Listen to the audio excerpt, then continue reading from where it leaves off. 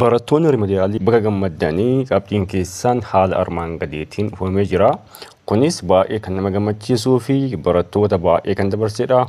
Saayinsii hawaasaa fi saayinsii uumamaatiin barattoonni dhiiraa barattoonni qabxii 216 ol fidanii saayinsii hawaasaa fi saayinsii uumamaatiin jechuudha gara dhaabbilee olaanootti darbu jechuudha.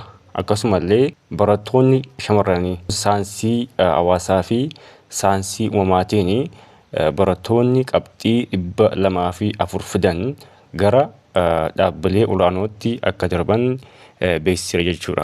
Akkasumallee naannoo horsiisee bultootaa fi naannoo guddattootaatiif sara lachuufuu qabxiin darbiinsaa qabxii 192 ta'eera jechuudha.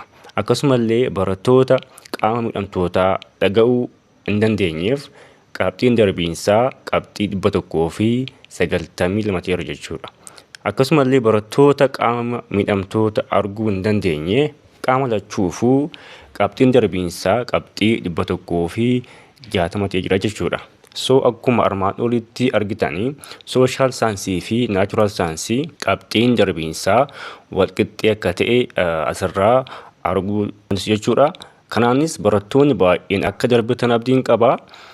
Baga gammaddanii baga milkooftanii akkuma kanaan dura isin beeksisaa turre private kilaasii gosa barnoota naachuraal saayinsiidhaaf maatisii fiiziksii ingiliffa akkasumallee sooshaal saayinsiidhaaf histirii jiyoogiraafii fi ingiliffa barattoota gosa lachuufuu galmeessaa jirra waan ta'eef barattoonni galmaa'uu barbaadan teelegiraam chaanaalii keenya jooyin gochuun galmaa'uu dandeessu ni jenna.